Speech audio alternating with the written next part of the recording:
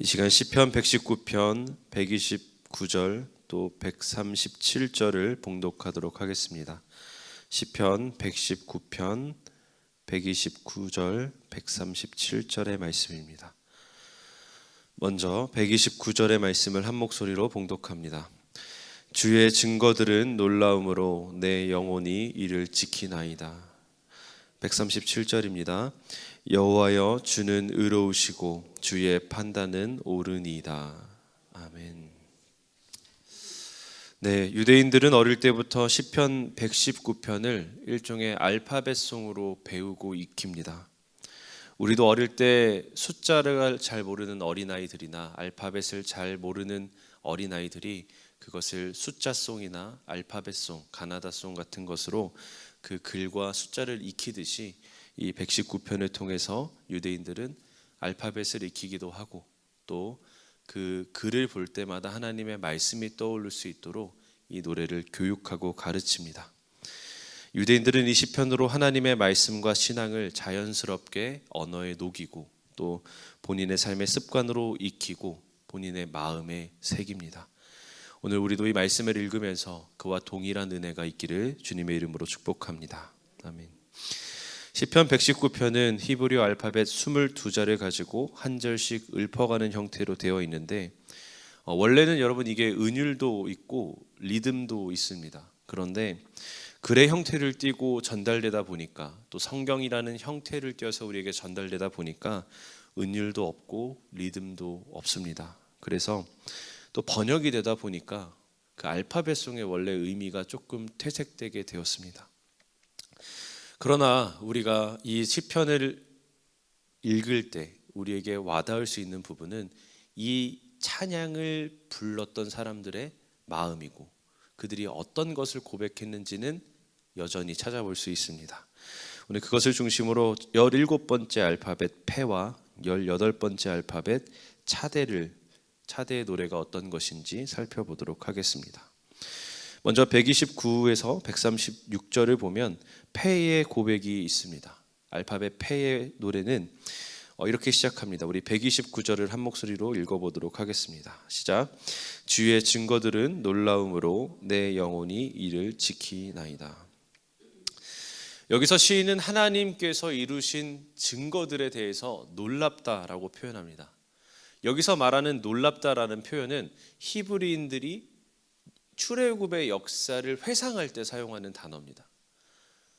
본인들이 노예 생활을 하고 본인들이 그것에서 절대 해방될 수 없을 거라고 믿었을 때에 하나님께서 개입하셔서 그들의 인도해 주시고 약속의 땅으로까지 인도하신 그 여정을 이야기할 때 히브리 사람들은 놀랍다라는 표현을 합니다.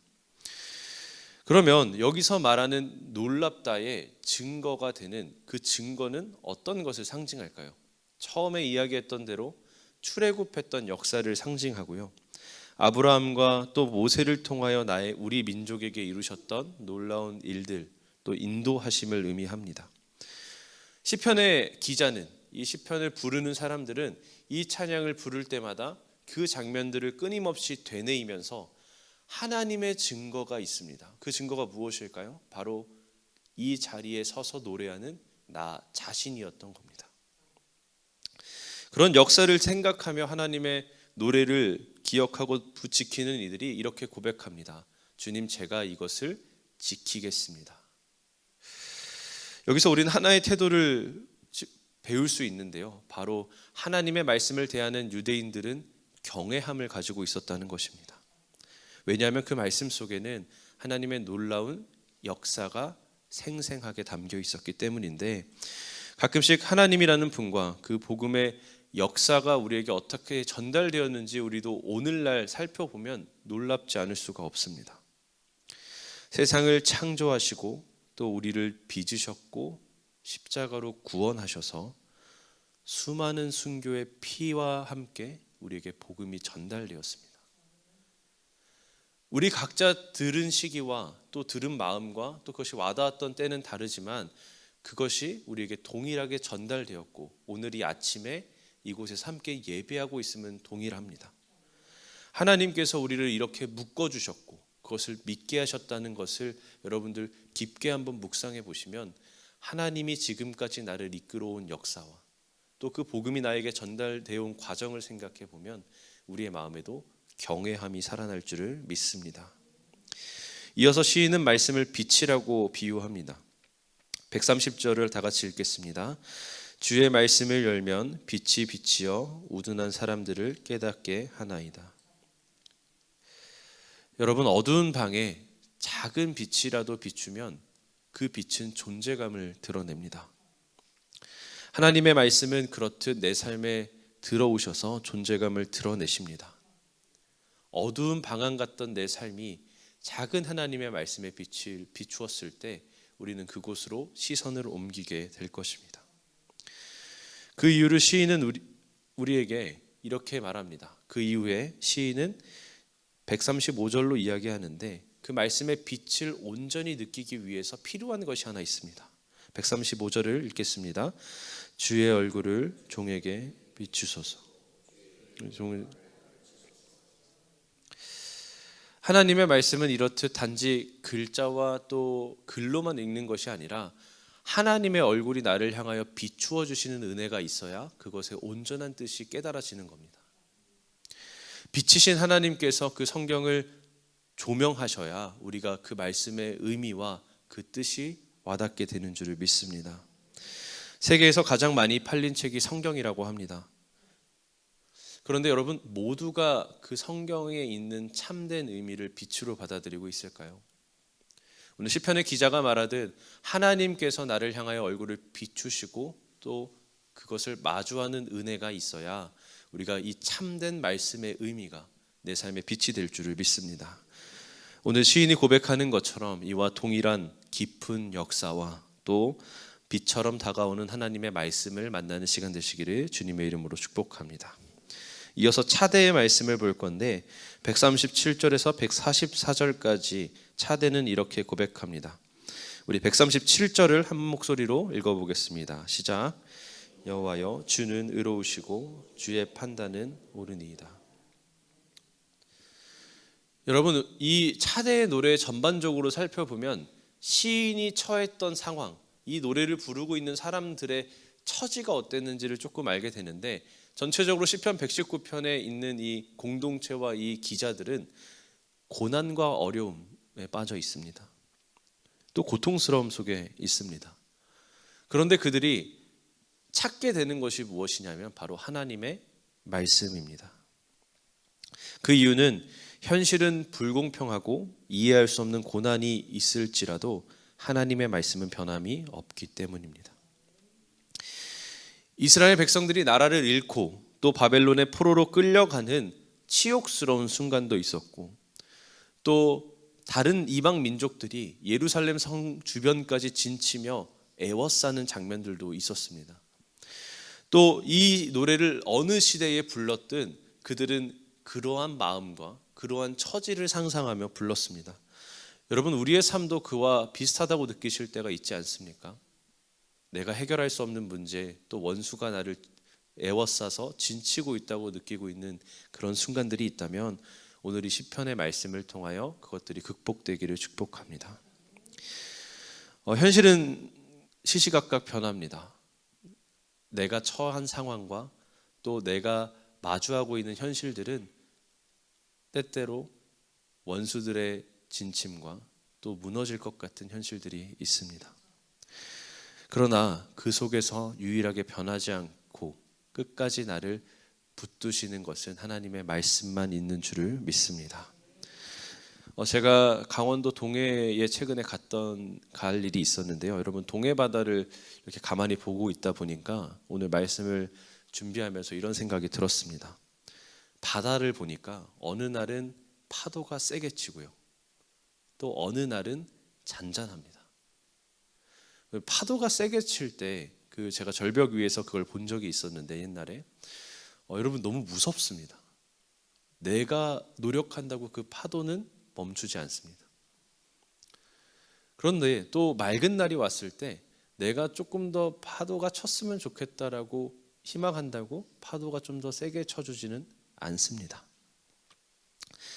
이렇듯 하나님의 말씀을 따라 산다는 것, 또 신앙생활을 한다는 것은 그런 바다와 같다고 생각합니다. 내 의지와 내 노력과 상관없이 파도가 심하게 칠 때도 있고 잔잔할 때도 있습니다. 그런데 여러분, 파도가 세게 치던 파도가 잔잔하던 우리가 바다에 있다면 바라봐야 하는 것이 하나 있습니다. 무엇일까요? 바로 등대입니다. 어두워서 빛이 보이지 않는다면 하나님의 말씀의 빛을, 그 조각을 쫓아서 가야 됩니다. 또 그 빛을 가만히 마주 봐야 되겠습니까? 주기적으로 그 빛이 돌아오는지를 확인하고 내 위치가 어디인지를 알아야 합니다. 그 빛을 그렇게 집중하는 그 바다의 선원들처럼 오늘 하나님의 말씀을 집중하시기를 축복합니다. 세상은 불공평합니다. 때로는 이해할 수 없는 아픔과 슬픔이 찾아옵니다. 그러나 하나님의 말씀으로 세상을 바라볼 때 우리는 그분의 정의가, 또 그분의 사랑이 우리의 이정표됨을 믿습니다. 왜냐하면 그 말씀 안에는 진정한 정의와 또 변하지 않는 사랑이 있기 때문입니다. 그 하나님의 사랑과 정의는 바로 십자가에서 만났고 그곳에서 증거되었습니다. 하나님의 십자가에서 하나님은 죄를 심판하시는 정의를 모두 이루시되 끝까지 자신을 내어주시는 사랑으로 우리에게 증거하셨습니다. 그러므로 오늘 우리가 붙들어야 할 것은 변하는 세상의 가치가 아니라 변함없는 하나님의 십자가인 줄 믿습니다. 그때 우리가 140절에 주의 말씀은 심히 순수함으로 주의 종이 이를 사랑한다고 고백하는 동일한 고백이 우리의 입술을 통해 터져나오기를 축복합니다. 이 말씀을 붙잡고 삶의 폭풍 속에서도 흔들리지 않기를 축복합니다. 변하지 않는 등대의 빛처럼 우리가 그것을 바라보기만 하고 또 그것을 집중하기만 한다면 길을 찾을 것입니다. 말씀의 결론 짓습니다. 오늘 시편의 시인은 우리에게 이러한 감격을 줍니다. 하나님께서 지금까지 이루어 오신 성경의 역사 속에서 그 깊이를 발견하시기를 축복합니다. 또 그 역사의 깊이를 느끼시며 하나님의 얼굴을 오늘 구하시기를 축복합니다. 여러분을 향해 비추시는 하나님의 얼굴이 그 말씀을 깨닫게 할 것입니다. 두 번째로 하나님의 정의를 믿으시기를 축복합니다. 우리가 길을 잃었을 때에 우리에게 이정표 되시는 그 말씀을 따라 하나님의 사랑을 고백할 수밖에 없는 불가항력적인 신앙이 우리의 삶에 있기를 축복합니다. 말씀의 빛이 여러분의 삶을 밝히기를 바랍니다. 이 시간 다 함께 기도하겠습니다. 하나님, 오늘 이 시간 하나님의 도우심을 구합니다. 우리가 때로 길을 잃고 또 방향을 잃어 그 어느 것도 의지할 수 없었음을 이 시간 고백합니다. 또 주님 아닌 것을 의지하고 싶은 마음이 내 속에 있었음을 이 시간 회개합니다. 하나님, 우리가 하나님의 말씀을 쫓아가기를 원하고 하나님께서 우리를 향하여 얼굴 드시기를 원합니다. 이 시편의 기자가 만났던, 이 시편을 노래했던 사람들이 느꼈던 그 하나님이 오늘 와닿게 하시고 우리가 동일한 신앙의 고백이 우리의 입술을 통해 고백되게 하여 주시옵소서. 예수님의 이름으로 기도합니다. 아멘. 주기도문합니다. 하늘에 계신 우리 아버지여, 이름이 거룩히 여김을 받으시오며 임하시오며 뜻이 하늘에서 이루어진 것 같이 땅에서도 이루어지이다. 오늘 우리에게 일용할 양식을 주시옵고 우리가 우리에게 죄 지은 자를 사하여 준 것 같이 우리 죄를 사하여 주시옵고 우리를 시험에 들게 하지 마시옵고 다만 악에서 구하시옵소서. 나라와 권세와 영광이 아버지께 영원히 있사옵나이다. 아멘.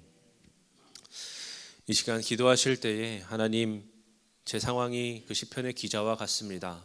그 시편이 고백했던 것처럼 고난과 또 내가 해결할 수 없는 역경이 있지만 하나님, 그들을 인도했던 그 빛으로 나를 인도하여 주시옵소서. 또한 우리가 개인의 기도 제목이 있습니다. 하나님, 나의 기도 제목을 들어달라고 이 시간 주여 한번 외치고 기도하겠습니다. 주여!